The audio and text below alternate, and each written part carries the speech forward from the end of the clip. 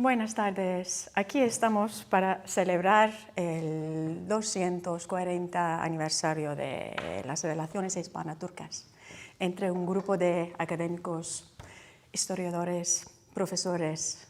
Y vamos a repasar la historia de la imagen de estos dos países, estas dos naciones. Y empezando con la Edad Media, llegaremos hasta nuestros días, hasta 2022. Y vamos a ver cómo veían estas naciones el otro, qué imagen tenía y qué tipo de imagen tenía guardada en la memoria colectiva de estos países. Y empezando con la Edad Media, cuando empezaron a aparecer en las crónicas españolas los turcos.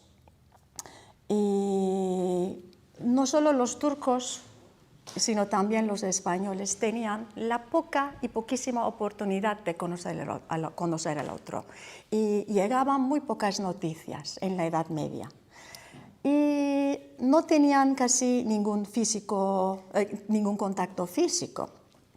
Y perdieron las primeras oportunidades de tener un contacto físico en el siglo XIII, cuando el rey Jaime, con una flota que salió de Barcelona y que llegó a Menorca para luchar contra los turcos en la Tierra Santa, cuando perdió la oportunidad por una tormenta que le impidió este viaje. Y luego saldrá a la escena nuestro clavijo, Ruy González Clavijo, que va a ir a la corona de Tamerlán y que tendrá la suerte y la oportunidad de conocer el mundo turco-mongólico. Y luego vendrá la famosa caída de Constantinopla, y para nosotros es la conquista de Constantinopla, que va a hacer un impacto muy importante en Europa, pero tendrá muy poco impacto en la península ibérica, y de ahí empezará una vida con más fricciones, con más choques y con más luchas y batallas a partir del siglo XVI, y que va a ser el siglo de un gran duelo entre las dos coronas: España, el Imperio Habsburgo y el Imperio Otomano. Y me parece que podemos decir y podemos subrayar que el duelo entre Carlos V y Solimán el Magnífico va a ser el clímax, el cenit de esta enemistad entre estas dos naciones. Estos dos monarcas soberanos que nunca llegaron a tener la oportunidad de verse en persona, menos un cuadro de Veronés pintado en el siglo XVI. Y es la época de Lepanto, que se quedará clavada en la memoria colectiva, la imagen del turco como un coco y como una nación derrotada ante las tropas de Santa Liga. Y la imagen y estos cuadros llegarán hasta los pueblos más remotos de Castilla Profunda, ¿no, Pablo? Sí. Tú que una vez me habías hablado de una iglesia que guarda, sí, que conserva un cuadro de Lepanto. Sí, bueno, mi padre es de un pueblo de Tierra de Campos de Castilla, y cerca está Villagarcía de Campos, y es donde se educó Jeromín, don Juan de Austria. Y después de la batalla de Lepanto, que participa don Juan de Austria, trajo los pendones de Lepanto a la iglesia de la Colegiata de Villagarcía de Campos. Y cuando éramos pequeños, mi padre decía: mira, esos son los pendones de la batalla de Lepanto, y tenían un Cristo, y de vez en cuando se caían unos hilos y los cogíamos. Pero Lepanto es verdad que ha estado muy presente en la cultura española había chocolates, había coñacs, había... Eso sí, un montón de Lepanto, cosas. el famoso Lepanto. Sí, Y otra cosa es la imagen que viene con Lepanto, porque en el año 1580, para celebrar el 9º aniversario de Lepanto, los jesuitas españoles invitaron a un grupo de japoneses para las fiestas contra turcos, entre comillas. Y estos japoneses, a la vuelta a Japón, van a hacer el primer cuadro de los turcos en Japón. Y así que la fama de batalla y la mala fama de batalla va a llegar hasta Japón en 1580. Y hoy vamos a llegar hasta 2022, pero empezaremos con esta fricción en el siglo XVI, cuando Estambul era el centro de los avisos que venían del Oriente, que se llamaban avisos de Constantinopla en la época, y de un género que se llamaba relaciones de sucesos, donde aparecían los turcos. Y cuando Felipe II tenía una red de información muy importante en Constantinille, en Constantinopla. El título de mi presentación es Las conversaciones semioficiales entre el Imperio Otomano y la monarquía española a finales del siglo XVI y principios del siglo XVII. Y temáticamente voy a hablar de las relaciones entre el Imperio Otomano y la monarquía hispánica, y el periodo en el que me voy a enfocar es los años finales del siglo XVI y los principios del siglo XVII. Y es un periodo que ha recibido poca atención historiográfica, y las épocas anteriores de las relaciones entre el Imperio Otomano y monarquía española recibieron mucha atención, sobre todo el reinado de Carlos V, sobre todo el reinado de Carlos V, y el reinado de Felipe II, sobre todo hasta los años 1580, ¿no? Pero los años finales del siglo XVI y principios del XVII no ha recibido la atención merecida, ¿no? Es por la potente tesis de Brodel de que estos dos imperios cesaron su enemistad en el Mediterráneo, y ahora nuestro el objetivo es profundizar nuestro entendimiento sobre este periodo, ¿no? Donde ocurrió una discreta y plácida enemistad entre los dos imperios. El foco de esta presentación entonces va a ser las relaciones informales, ¿no? entre los españoles y los otomanos, y donde transcurría un periodo de relativa paz entre ambos, pero las armadas de ambos poderes mantenían la tensión, ¿no? Y para evitar que ocurrieran ataques en las costas, y los españoles intentaban hacer tregua con el Imperio Otomano, y por eso esto se transfería en unas negociaciones de tregua entre ambos poderes.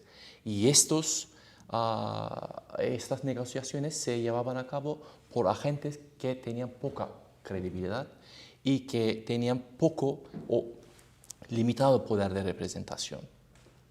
Y el contenido, voy a organizar mi ponencia en tres partes. En el primer lugar voy a hablar de la actitud otomana hacia la diplomacia con poderes europeos, y voy a hablar de cuestiones de representación, y también voy a hablar muy específicamente sobre la primera tregua, sobre la famosa tregua que hizo Giovanni Mariani en Estambul, y voy a hablar de la cuestión de representación que significó su, digamos, entre comillas, embajada en Estambul. Y como segundo voy a hablar de las negociaciones entre 1590 y 1625, donde ocurrieron estas negociaciones semioficiales, informales, ¿no? Y voy a hablar un poco del contexto político internacional y doméstico, y también voy a hablar de los agentes y sus credenciales y objetivos, y también cómo se recibieron en Estambul estos agentes o estos enviados, ¿no? Y voy a hablar de sus problemas de representación y sus problemas de credibilidad que les pasó en Estambul.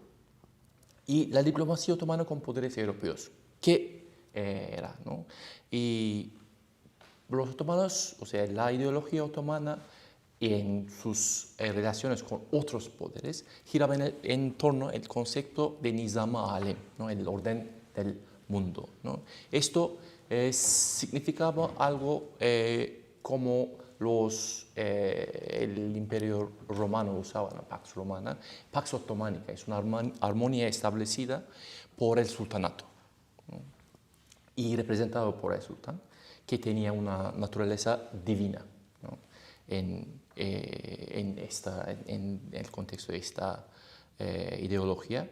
Y las relaciones con otras entidades políticas tenían otra forma desde la perspectiva del Imperio Otomano, ¿no?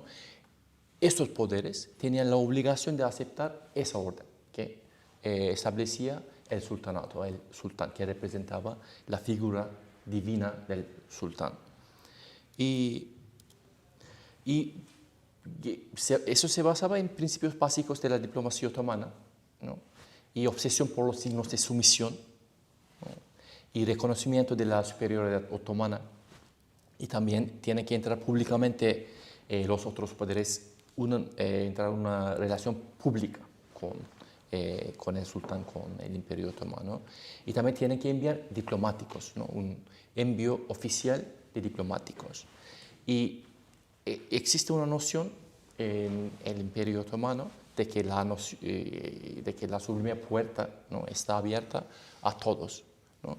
Pero eso tiene límites, que eso en la medida de que se someta a la voluntad del sultán, ¿no? Está abierta, pero a la medida de que se someta y que se reconozca la superioridad otomana. Y entonces la dignidad sultánica se demuestra con borrados ceremoniales, ¿no? Hechos para los enviados exteriores en Estambul. Y también hay algo muy específico que es un acto profundo de postración ante el sultán, ¿no? Y la tregua entre la monarquía española y el Imperio Otomano, la famosa tregua de los años 1578 y 1581, llevados a cabo por Giovanni Marliani, ¿no? Giovanni Marliani realizó una suspensión de armas tan deseada por Felipe II con el Imperio Otomano, que duró durante 3 años, ¿no? Por tierra y mar, entre los españoles y el Imperio Otomano. Y lo que pasa es que estas treguas o estas negociaciones demuestran los problemas de la cuestión de rango y presidencia entre la monarquía española y el Imperio Otomano, entre el sultán y entre el rey católico, ¿no? Los dos imperios no se reconocían oficialmente ni se intercambiaban representantes oficialmente denominados como embajadores, ¿no? Y entonces esas negociaciones de tregua, esas famosas negociaciones de 1578 y 81 constituyen una aberración de las prácticas diplomáticas otomanos que se llevaban a cabo durante el siglo XVI y XVII. ¿Y qué pasó, o sea, en estas treguas? Y las formas de representación en las que actuó Marliani fueron totalmente diferentes de lo que esperaban los otomanos, ¿no? Marliani evitó la audiencia con el sultán, ¿no? Es algo inevitable para otros poderes europeos para llegar a un tratado o para llegar a un nivel de hacer negociación. Y él no presentó regalos ante el sultán y no se hicieron ceremonias públicas, ¿no? Y no presentó cartas credenciales, ¿no? De Felipe II. Y esa tregua fue un compromiso entre el lugarteniente del gran visir y el embajador, entre comillas, de España, ¿no? Y en nombre de sus soberanos. Pero uno de los estudiosos de este tratado, Susan Sigleter, llama esta tregua o el documento que va a ser el base de esta tregua, un documento que no es ni un tratado ni una capitulación, ¿no? Entonces, las formas de representación de Giovanni Marliani están totalmente opuestas e incompatibles con los principios básicos de procedimientos diplomáticos otomanos. Y entre los años en el que me voy a enfocar, tenemos tres agentes, digamos, semioficiales, informales, que intentaron hacer negociaciones entre el Imperio Otomano y la monarquía española, entre los años 1590 y 1625. Uno es Ruggiero Marliani, otro es Judas Scarafi y el tercero es Giovanni Battista Montalbano. Ruggiero Marliani es el hijo de Giovanni Marliani, el que llevó a cabo esas famosas negociaciones. Es de Milán, es italiano, es noble, ¿no? Es capitán de caballería de Milán y tiene herencia de su padre, de Giovanni Marliani, es el título de conde, no es conde. Entonces es noble, un agente que tiene el estatus aristocrático, ¿no? Que llegó hasta a punto de representar el rey católico en Constantinopla. Y el segundo personaje es Judas Scarafi, que estuvo activo entre el Imperio Otomano y monarquía española entre 1595 y 1600. Es un judío sefardí en Constantinopla, ¿no?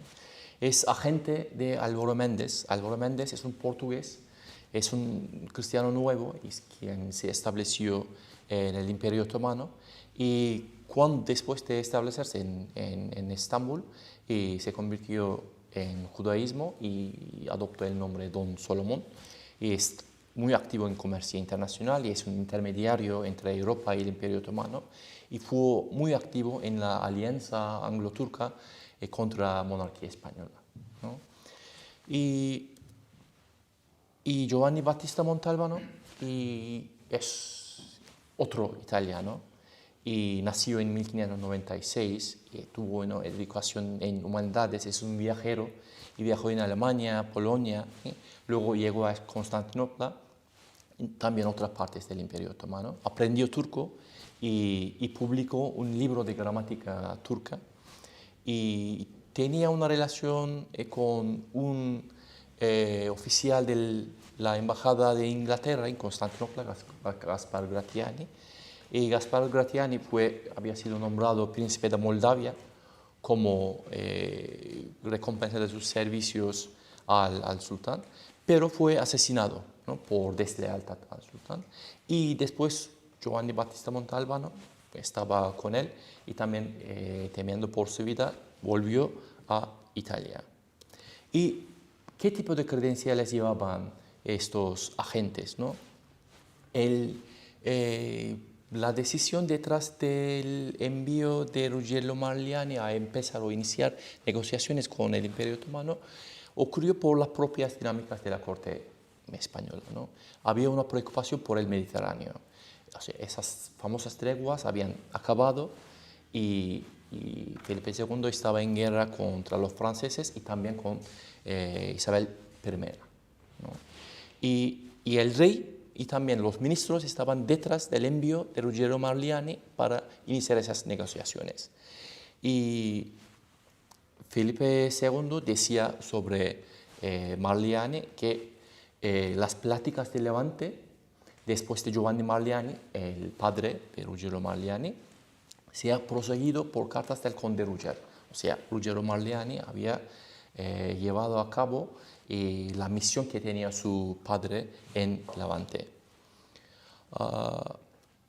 Judas Serafetín, ¿qué tipo de credenciales tenía, ¿no? Para poder ser el representante de algún soberano o algún tipo de negociación, ¿no? Es enviado por Álvaro Méndez, ¿no? No sabemos exactamente si fue enviado a Madrid por cuenta del gobierno turco, por algún ministro otomano, pero llega a Madrid en 1596, ¿no? Hizo entrevistas con el rey y con los ministros, sobre todo con Cristóbal Moura, uno de los principales consejeros de Felipe II, y lleva cartas de ministros españoles, ¿no? Los ministros españoles le dan cartas y tiene una misión ambigua, ¿no? Y no sabemos si tiene derecho o autoridad de negociar en nombre del sultán o en nombre del Felipe II, pero su misión es ambigua, se camufla con un negocio de intercambio de prisioneros, ¿no? Y un intercambio de cautivos judíos, pero siempre hubieron rumores de que estaba detrás de un armisticio entre el rey católico y el sultán. Giovanni Battista Montalbano es enviado de la época de Felipe IV y de la época de Conde de Olivares, exactamente, y se sabe que fue enviado a Estambul por el virrey de Nápoles en esa época, y las razones detrás de su elección es que tenía relación con personajes importantes en Estambul y también tenía práctica del Imperio Otomano y de su cultura, de su idioma, y también él se consideró como un instrumento apropiado para llevar a cabo estas negociaciones.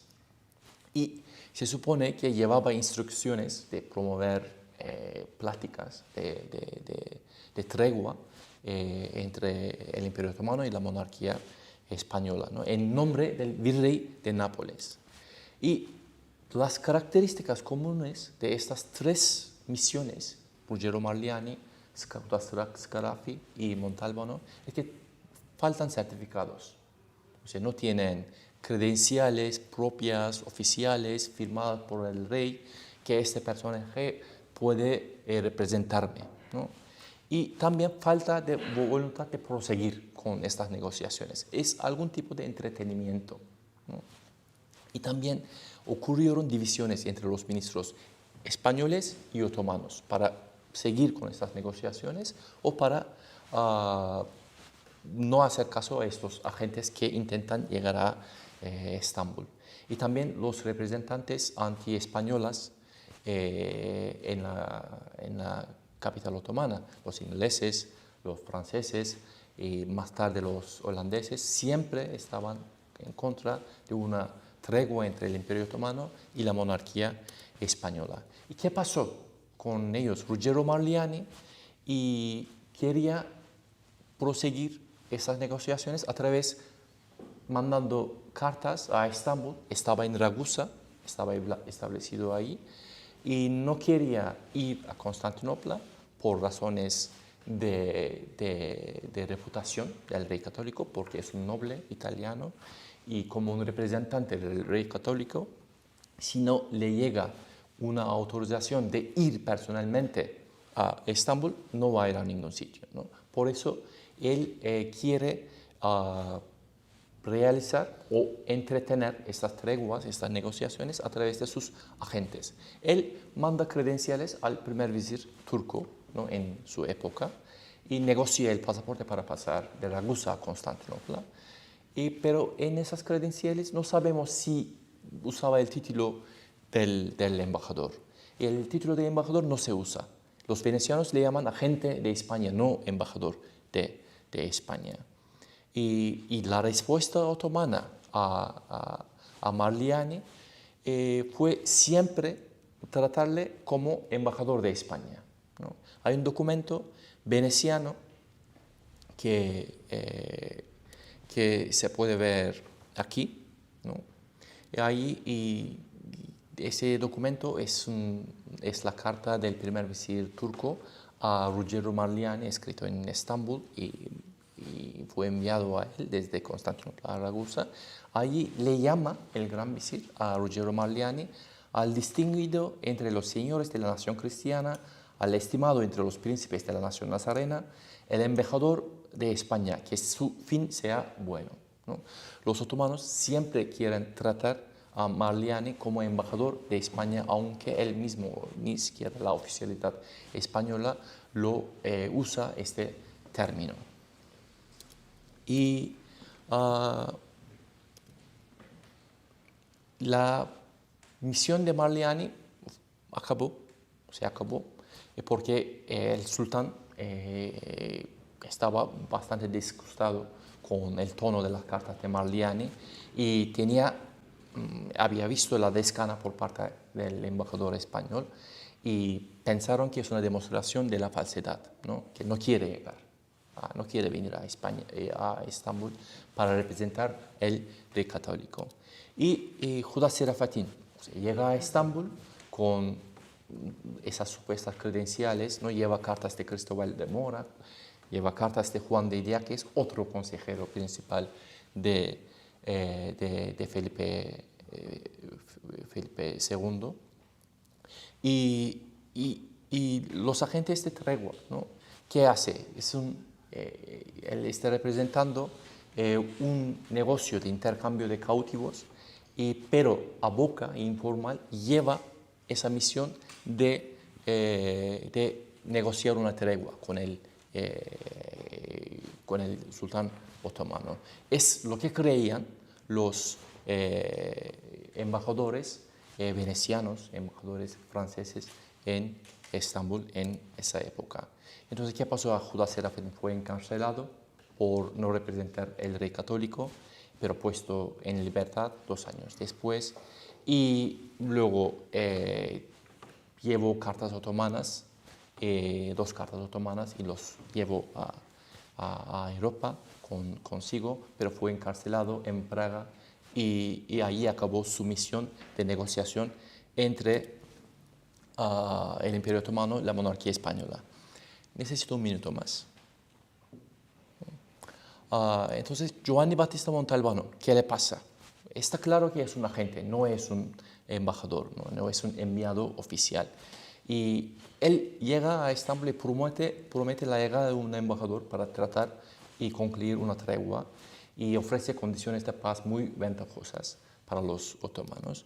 Pero los otomanos saben que no es un ministro, no es un representante del rey católico y no ven ninguna prueba de que represente el rey de España y no tienen fe en las credenciales que le dieron en Nápoles, sobre todo el rey de Nápoles, ¿no?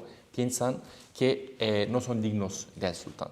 Entonces es un clima de impaciencia creado por las negociaciones que no llegaron a ninguna conclusión durante años entre el Imperio Otomano y la monarquía española. Los otomanos dicen no a Montalbano y le envían a Ragusa y desde allí a Nápoles para no permitirle nunca volver a territorios otomanos ni a los territorios del Imperio Otomano. Y conclusiones. El Imperio Otomano y la monarquía española tienen demandas totalmente opuestas, ¿no? Es un callejón sin salida, ¿no? Para las negociaciones oficiales. Y los otomanos tenían el escarmiento de las negociaciones de Giovanni Marliani, ¿no? No quieren repetir los mismos errores e insisten en una embajada con ceremonias apropiadas y piden cartas credenciales del rey católico. Para cada agente que viene de España, piden esas credenciales y piden una tregua o paz, como una capitulación, ¿no? Como una capitulación oficial. Y para los españoles, la tregua de Giovanni Marliani es un modelo ejemplar, ¿no? Ellos siempre quieren repetir eso, ¿no? Juan de Idiáquez, uno de esos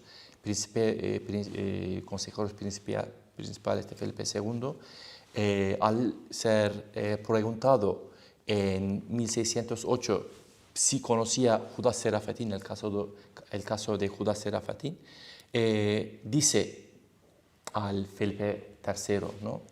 De esta tregua, de la tregua que iba a llevar a cabo Judas Serafatín, ¿no? Y es una confesión de que Judas Serafatín era agente de negociación de tregua y no de un negocio simple de intercambio de cautivos.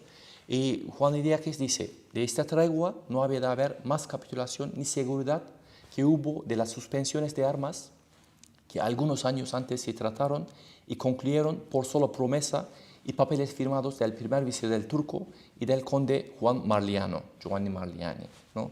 Embajador de su majestad. Esta forma se deseó imitar por medio de este judío. Dice. Entonces, y las formas en las que se realizó la tregua, esa famosa tregua de 1578, se consideraban idóneas para conservar la reputación del católico, ¿no? Y la monarquía hispánica y el Imperio Otomano aún en esa época no estaban preparados para dejar a un lado esas rígidas prácticas diplomáticas del siglo XVI como los paladines de dos credos opuestos. Muchísimas gracias. Muchas gracias a Jaime, que nos proporcionó el perfil de los enviados y de las figuras diplomáticas del siglo. Y justo casi 2 siglos después cambiará el perfil de las relaciones entre los estados, porque cambiará también totalmente el eje del mundo, el eje del Mediterráneo. Y estos dos imperios empezarán a perder territorios, intervendrá Rusia y les convendrá a los dos estados llegar a un acuerdo. Así que en 1782 se firmará la primera paz, el primer tratado de paz entre España y Turquía, digamos entre comillas, entre España y el Imperio Otomano. Y con esto, con este cambio de perfil, también empezarán a venir más viajeros a Estambul y al Imperio Otomano, a Izabal, que tenemos aquí, más de uno de ellos, y José Moreno, y Gravina, y más o menos todo en la segunda mitad del siglo XVIII, y empezarán a entender, o por lo menos intentar entender, la realidad que venía totalmente filtrada de esa parte del mundo. Y vendrá a la escena política más gente. Este tratado, que corresponde a la época de Carlos III y Abdulhamid I, ya se garantizará la paz y la amistad y también la seguridad del comercio. Así que saldrán embarcaciones de ambos lados del Mediterráneo. De Turquía vendrán cargados de grano, tela, drogas, café. Y de esta parte del Mediterráneo hacia el Imperio Otomano vendrá la plata americana y lana y vino. Así que también va a hacer un intercambio gastronómico. Y ahora, querido Héctor Salvador nos hablará de otra figura diplomática, Juan Muñiz, y más o menos de la misma época, ¿no? Así es. Muchas gracias, Oslem.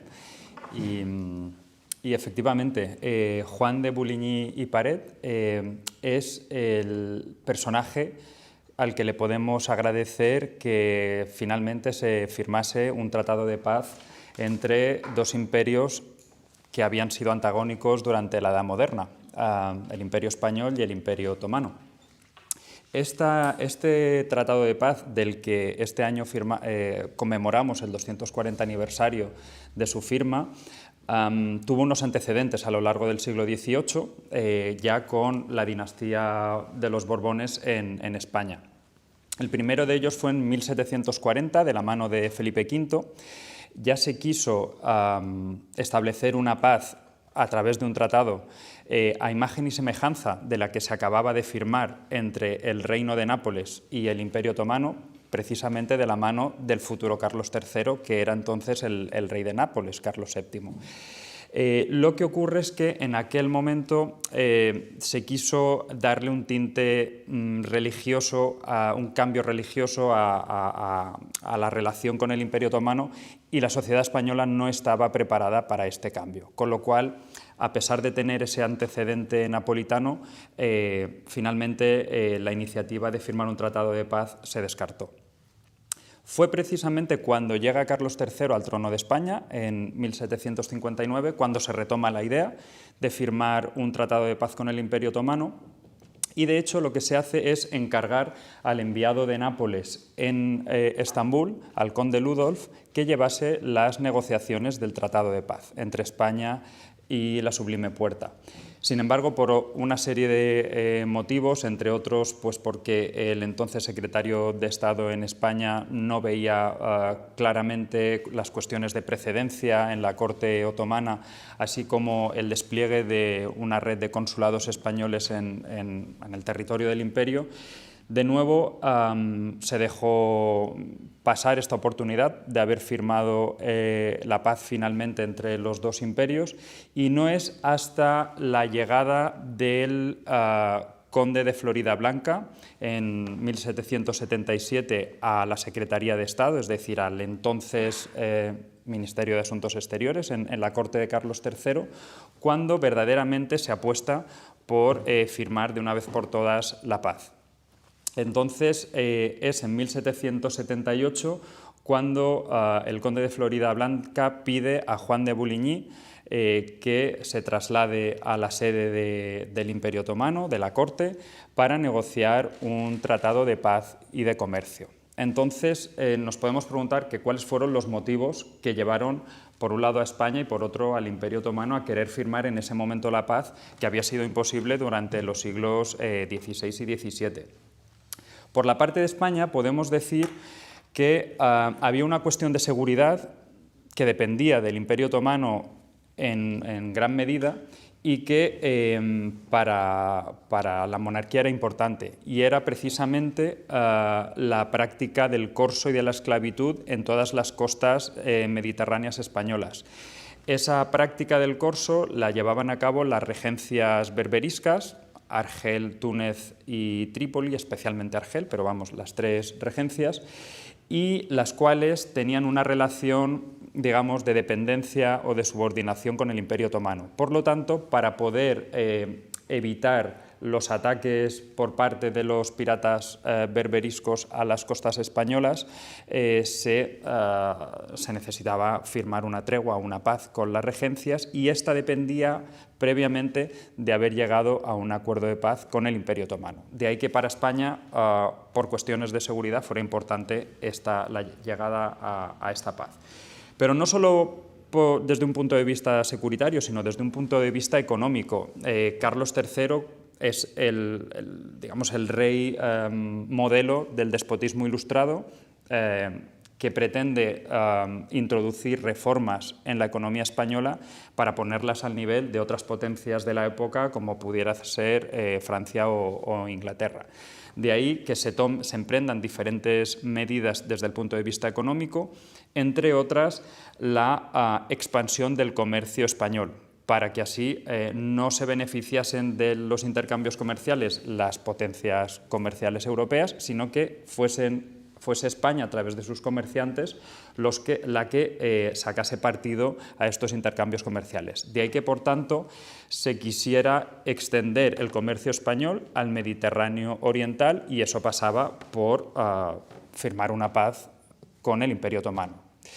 También hay que tener en cuenta que en la situación del Mediterráneo no tiene nada que ver la que había habido a lo largo del siglo XVI y XVII con la que se encuentra Carlos III en el XVIII, puesto que los países del Mediterráneo occidental estaban todos ellos bajo una misma dinastía, que eran los Borbones, tanto en Francia, en España, como en el Reino de las Dos Sicilias, con lo cual la aproximación al Imperio Otomano partía de unas bases completamente diferentes al enfrentamiento secular entre los Habsburgo y el Imperio Otomano.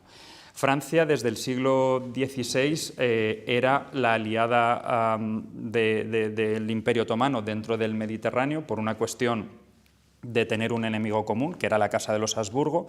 Por lo tanto, la política exterior que sigue la Casa de Borbón en el Mediterráneo es convertirla en un mar pacífico, en un mar propenso a intercambios comerciales, y de ahí que la aproximación al Imperio Otomano fuese completamente distinta y, por tanto, no supusiera ningún problema como lo había sido hasta entonces. Por tanto, ahí además se incluye una concepción ideológica completamente diferente a lo que había ocurrido, que es la ilustración, es decir, el tratar de reconocer al ser humano una serie de valores intrínsecos, entre otros pues, el respeto y la tolerancia religiosa, que hicieron pues, que en los principales salones de Francia y de Gran Bretaña, sobre todo, llegase la corriente que se entiende o que se conoce por el nombre de turquerí u orientalismo, a través del cual la imagen tradicional que se tenía del turco cambia notablemente por una atracción y por un interés respecto a esta nueva cultura, a esta nueva civilización para los ojos desde el punto de vista europeo. Con lo cual, estos motivos hacen que en España haya una predisposición para firmar un tratado de paz con el Imperio Otomano que dejase atrás ese enfrentamiento secular y que profundizase en los intercambios comerciales e incluso a nivel político. Eso desde el punto de vista español.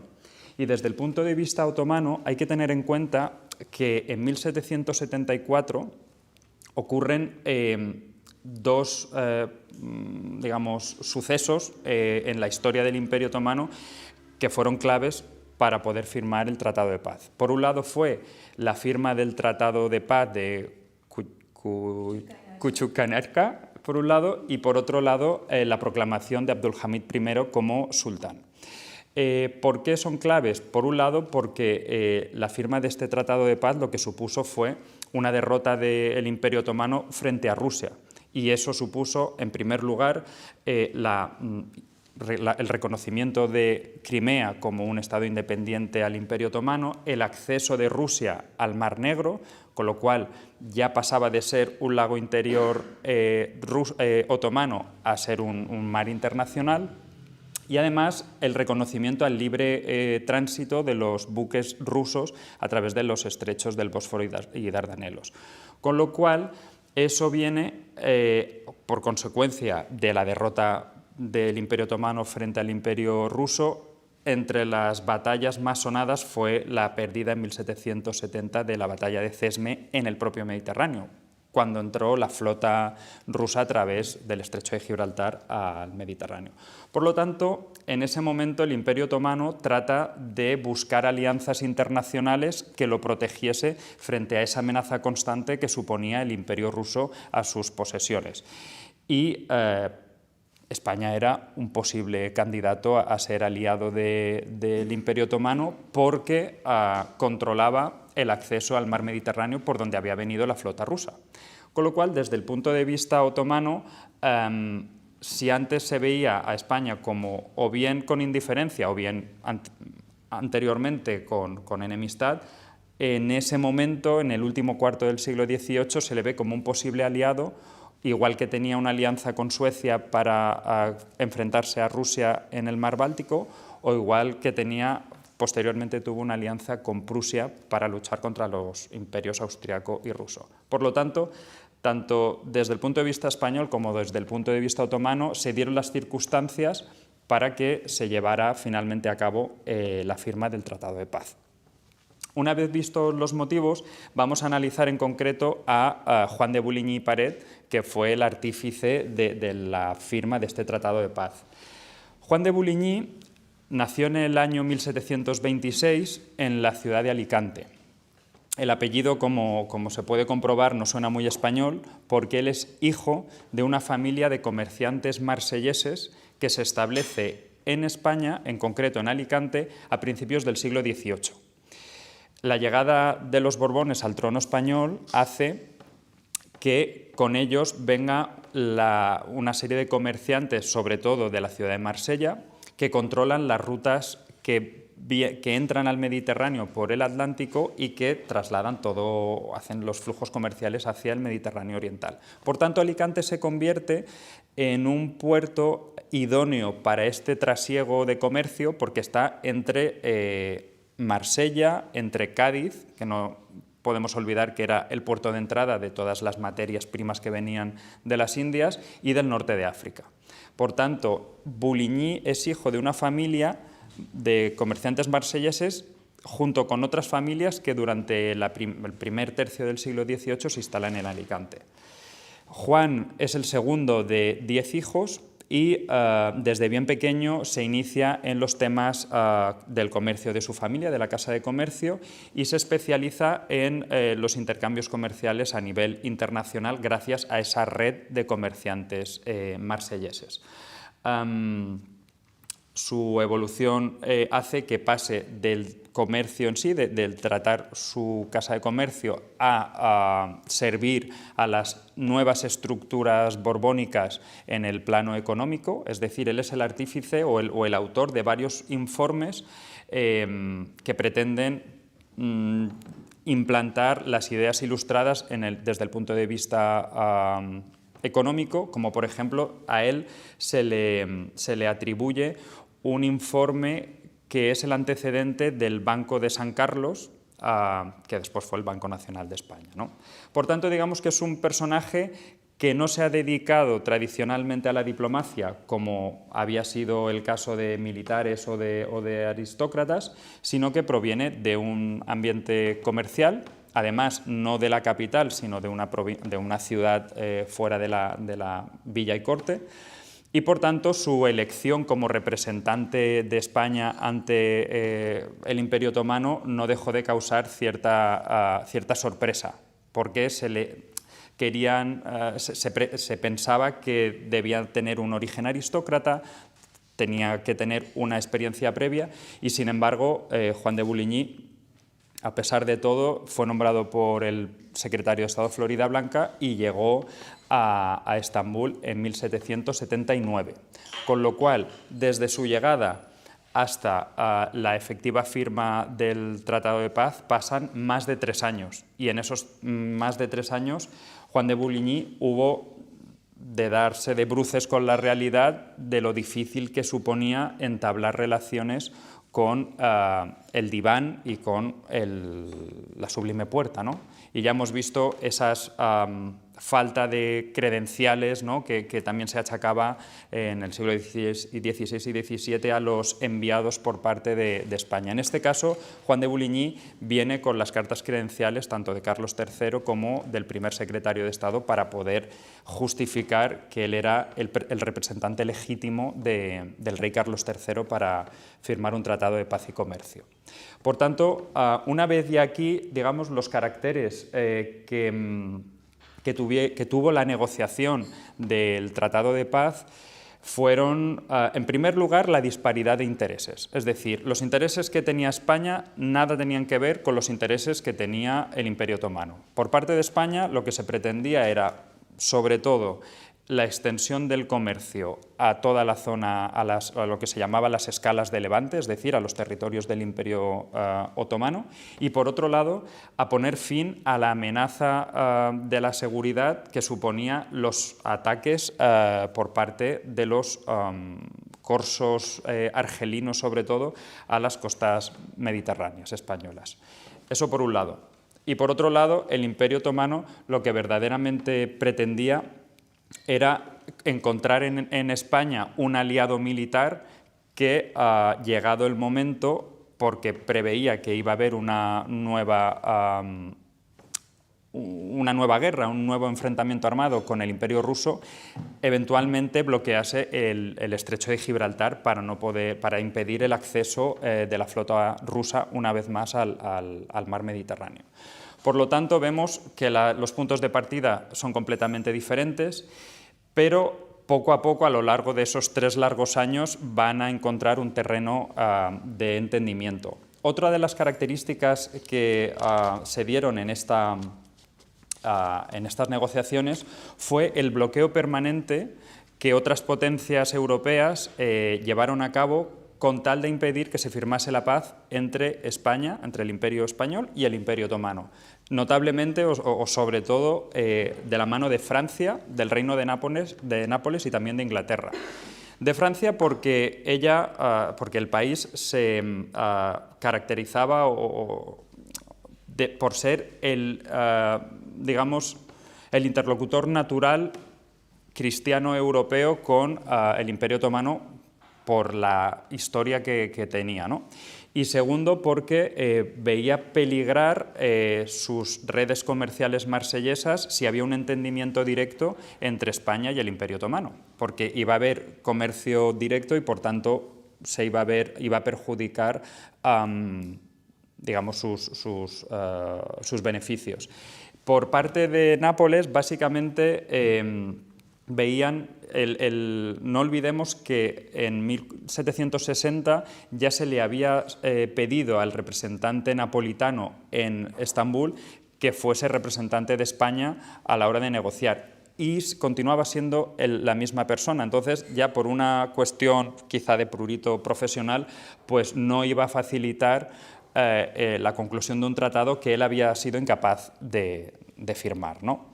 Y por último, con Inglaterra, la enemiga tradicional del Imperio Español, no solo porque ponía en peligro las posesiones españolas en América, sino también porque durante esta época había estallado un nuevo conflicto hispano-inglés que había puesto bajo asedio tanto Gibraltar como Menorca. Con la firma del Tratado de Paz de esa guerra se restituye a la integridad territorial española Menorca, pero no fue el caso de Gibraltar. Por lo tanto, vemos que hay un torpedeo de otras potencias europeas a la firma de este Tratado de Paz. Otra de los caracteres es la dilación excesiva que tuvieron las negociaciones, pero ya hemos visto por qué. Porque el punto de partida es diferente, porque hay interferencias de terceros actores, pero también por la forma de negociar que tenía el diván, que tenía la Sublime Puerta, de dilatar en el tiempo las negociaciones para así, pues, desesperar, digamos, a la parte contraria. Ahí también hay que sumar que se produjeron sucesivos cambios en la figura del Reis Efendi, que era el que normalmente llevaba a cabo las relaciones con las potencias extranjeras, pero también tanto del Gran Visir como del Kapudán Pasha, del almirante de la flota otomana.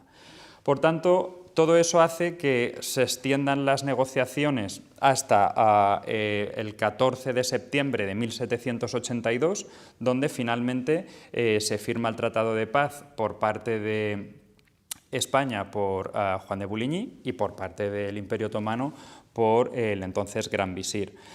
Básicamente, lo que se hace es utilizar el Tratado de Nápoles de 1714 como base y a partir de ahí modificar ciertas cláusulas, como era una cláusula aparte secreta que se llamó la cláusula de neutralidad. O sea, pasamos de la alianza militar a una cláusula de neutralidad por la cual, si alguna de las dos potencias entra en guerra con un tercer Estado, una tercera potencia, la otra se debía declarar automáticamente neutral. Y después, en cuanto al problema que verdaderamente le importaba a España, que era la seguridad con respecto a las regencias berberiscas, lo que se consigue es que el sultán firme 3 firmanes o decretos imperiales, con lo cual, para apoyar, digamos, las eventuales o las futuras negociaciones de paz de España con las 3 regencias berberiscas. Básicamente eso es lo más importante que se consigue del tratado, y en cuanto a los efectos del tratado, por ser breve, podemos decir que gracias a la firma de este tratado se establecen por primera vez en la historia las relaciones diplomáticas entre España y el Imperio Otomano, que van a prolongarse a lo largo de los sucesivos siglos sin prácticamente interrupciones. Gracias a ese tratado, además, se abre por primera vez una legación española en la capital del Imperio Otomano, y a partir de entonces se empieza a suministrar información de primera mano a la corte española, lo que no había ocurrido hasta entonces. Entonces llegaban informes directos del representante español en Constantinopla o en Estambul. Además, este tratado permite abrir una serie de consulados españoles en todo el territorio del Imperio Otomano, sobre todo en los principales puertos marítimos de entonces. Esmirna es uno, Salónica es otro, Alejandría es otro, y Jaffa también, por la cuestión de Tierra Santa y de los peregrinos españoles que iban a Jerusalén, ¿no?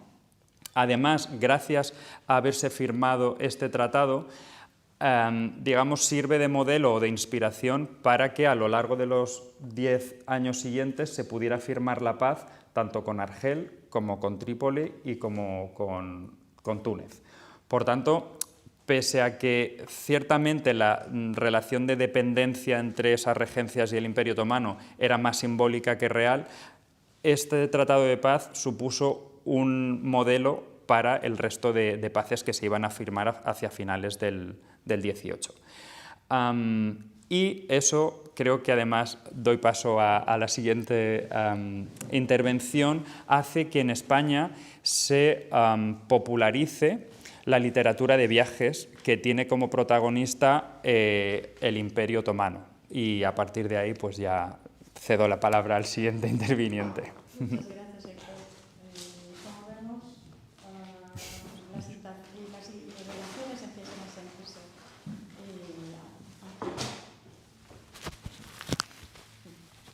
como hemos visto, ya tenemos relaciones más intensas. Pablo, te lo doy. Gracias. Y también cambia el perfil de los españoles que vienen. No solo vienen los diplomáticos, también a partir de la segunda mitad del siglo XVIII, sobre todo en el siglo XIX, ya acabarán en Estambul muchos españoles intelectuales, de los cuales nos va a hablar Pablo Martínez. Bueno, pues muchas gracias y yo quiero tener un recuerdo para el embajador que nos ha invitado, Javier Hergueta, y dar las gracias por la invitación, ¿no? Bueno, yo voy a hablar de los jefes de misión y otros diplomáticos en la legación de España en Constantinopla. No se puede hablar de embajadores porque entonces eran ministros plenipotenciarios de primera, de segunda, tenían sus categorías, y España no tiene embajada en Turquía hasta el siglo XX, porque en el siglo XVIII tenía media docena de embajadas, prácticamente en los países donde había relaciones familiares. Bueno, en estos 150 años se suceden 50 jefes de misión. La mayoría no pasan están entre unos meses y 3 años, ¿no? Y algunos son ministros plenipotenciarios y algunos otros son encargados de negocios, que es cuando se iba un ministro se iba a España, pues dejaba, por ejemplo, en el caso de Bouligny, que dejó al frente de la embajada a su hijo José Eliodoro. Y José María del Corral también dejó a su hijo, porque él se muere mientras viene su sucesor.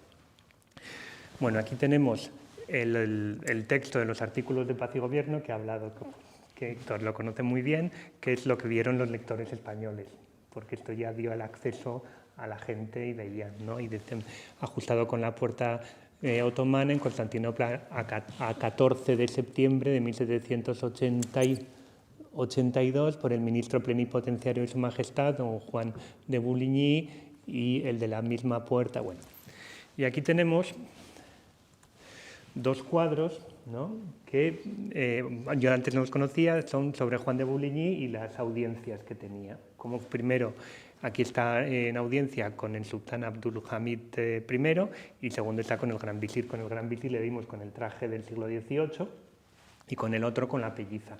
El libro de José Solano, Idea del Imperio Otomano, del año 87, que son una de las expediciones, porque entre las paces y fin de siglo se suceden 5 o 6, media docena de expediciones, ¿no? Pues habla de cómo pues, venían a buscarles a Gálata, les bajaban la cuesta, les llevaban al Palacio de Topkapi, en el Palacio de Topkapi se encontraban con los genízaros que empezaban a pegar golpes con las marmitas, montaban un número tremendo, luego les llevaban al diván, en el diván les atendían, y era, pues bueno, lo que podríamos decir una corte 100% oriental, totalmente diferente de la corte de los Borbones en España, ¿no? Que irá cambiando a lo largo del siglo XIX. Bueno,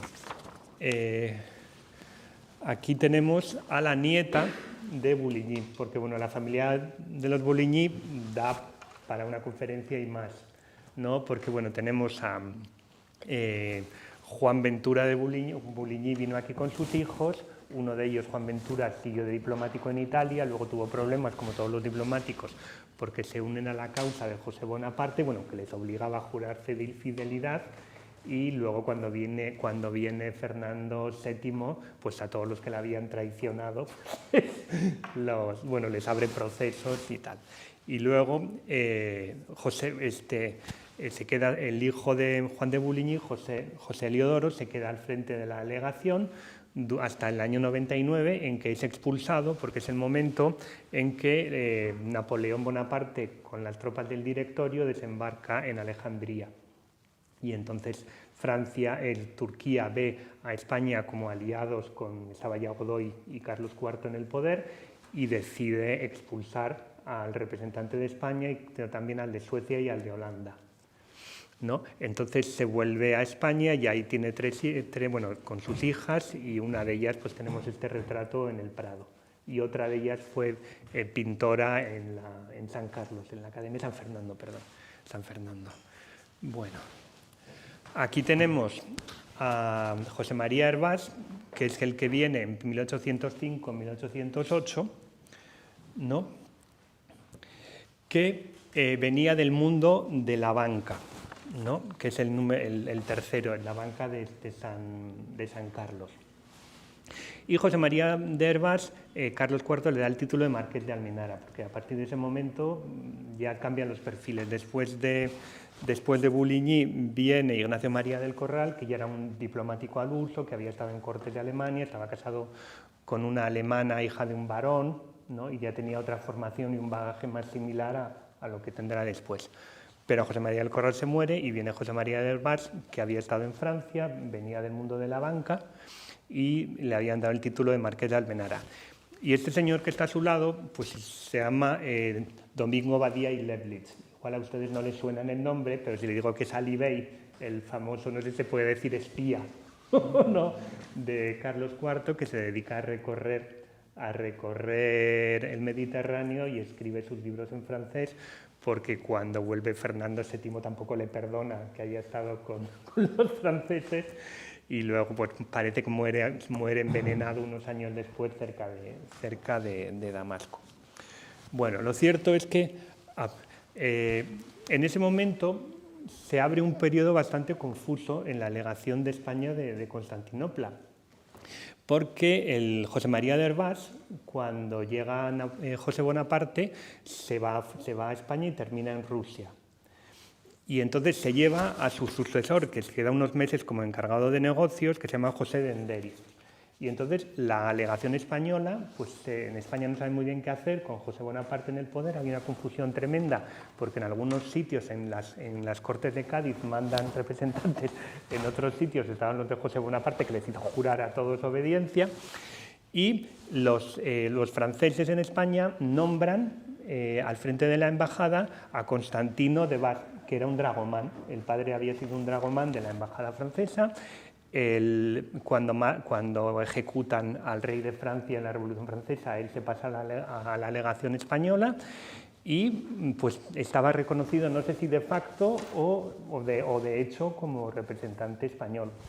Entonces, Juan Jabat y Aztal, un navarro de Ochagavía, que bueno, son los navarros, que estaba en La Habana retirado, pues decide ir a Cádiz, y en Cádiz le flotan un barco y viene hasta aquí sin saber muy bien qué va a pasar, si le van a reconocer, que no le reconocen y tal, y se encuentra con el otro, con el Constantino de Bas, y están aquí los dos.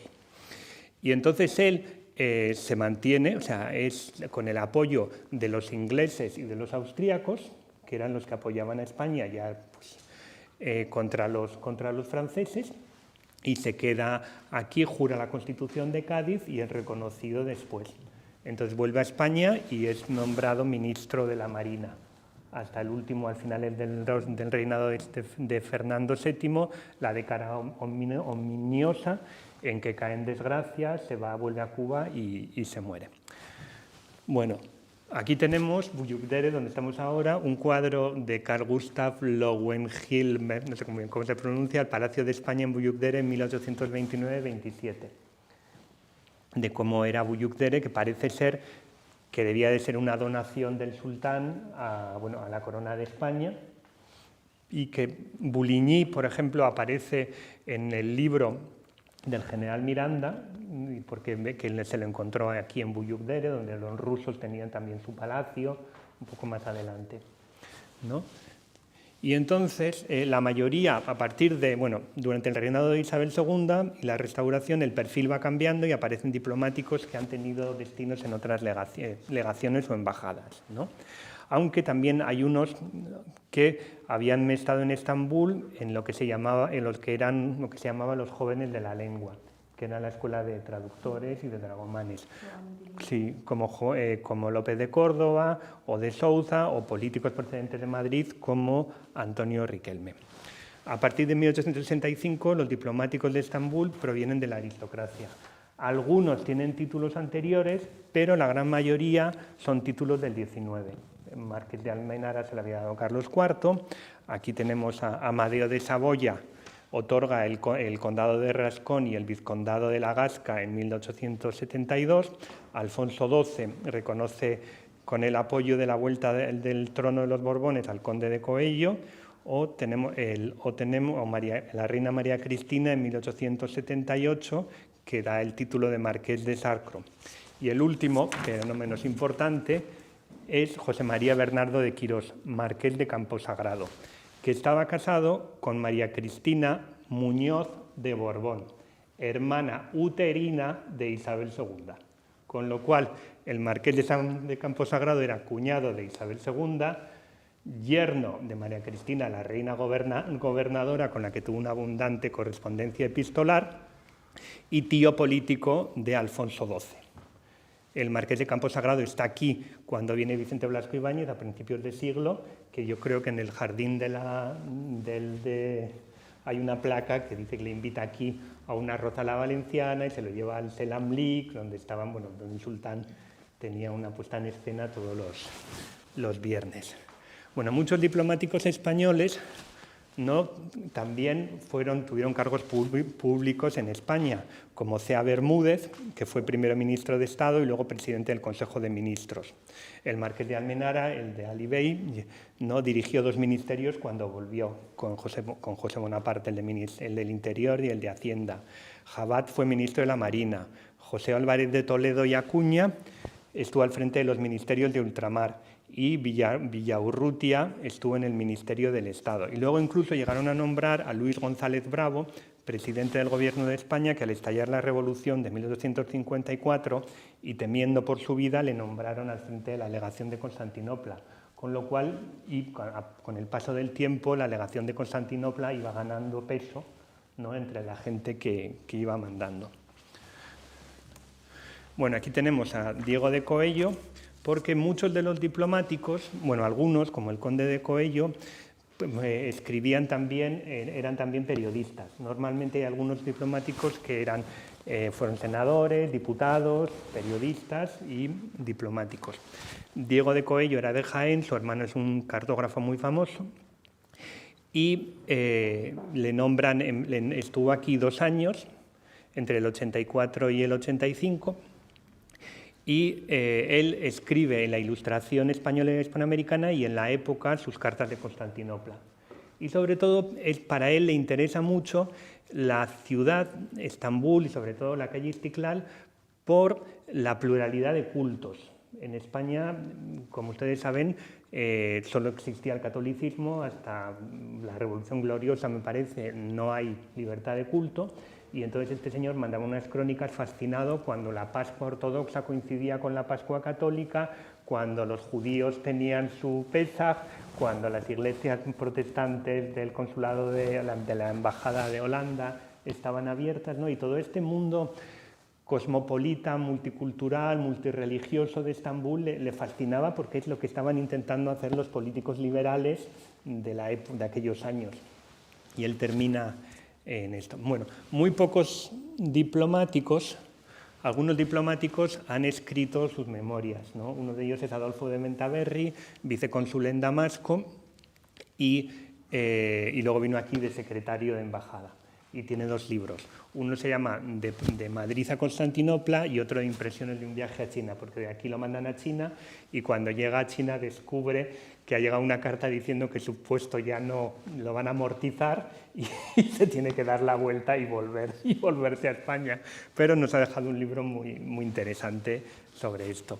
Y luego tenemos, por ejemplo, también a Antonio Mantilla, que escribía en La Política, a Augusto Conte, con Recuerdos de un diplomático, o El palique diplomático de Villaurrutia, que ha sido recientemente editado, ¿no? Que tiene una gran obra en temas que van de la historia a las relaciones internacionales. Bueno, y luego llegamos a Antonio de Zayas. Antonio de Zayas, que también firma como el título de Duque de Amalfi, estuvo aquí a finales del siglo XIX. Es un autor para mí muy especial porque yo lo tengo desde mi tesis, allá por los años 90, que encontré el libro, ¿no? Y que en su momento se le daba muy poca importancia, ¿no? Porque, aunque había sido un poeta modernista bastante importante, el modernismo en España se acababa bastante pronto. Él fue amigo de los hermanos Machado. Manuel Machado, el hermano de Antonio, él fue modernista. Antonio Machado empieza como modernista y luego se pasa a la generación del 98. Y entonces, cuando está aquí, tiene un accidente se cae del caballo, vuelve a Madrid y publica un libro que se llamaba Joyeles bizantinos, que fue muy aclamado por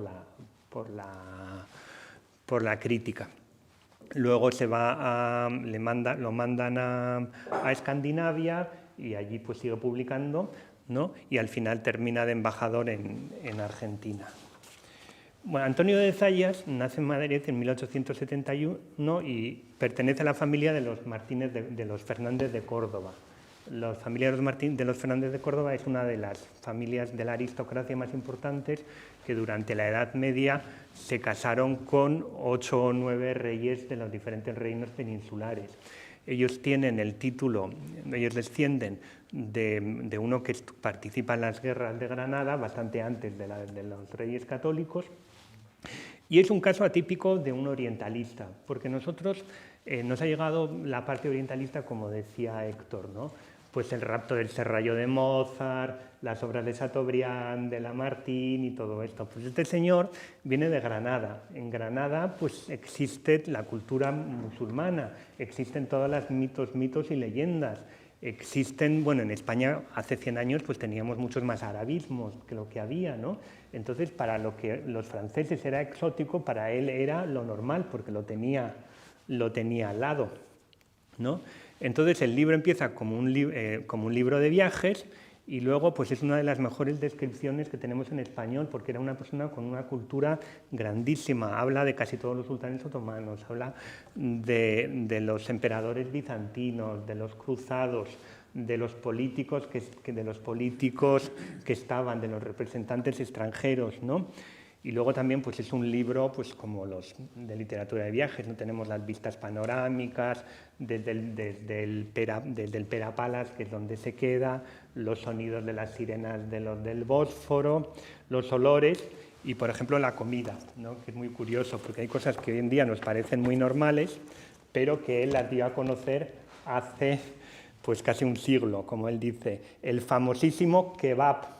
O sea, trozos de carnero no exentos de sabor a chotuno, asados en un eje de hierro vertical que los atraviesa.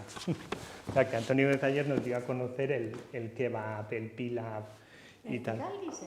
¿Eh? ¿Vertical? Sí, entonces era vertical. Yo creo que sería como el cocorech, ¿no? Como entonces el este. Bueno, y luego también habla pues, del embajador Villaurrutia y también recibió a Eugenia de Montijo. Eugenia de Montijo, cuando se va a vivir al extranjero, tenía un barco y como Sicilia emperatriz le gustaba mucho navegar y en una de estas le recibió con la duquesa de Alba y aparece en sus memorias. Y la figura de Antonio de Zayas en los últimos años ha sido reconocido como poeta.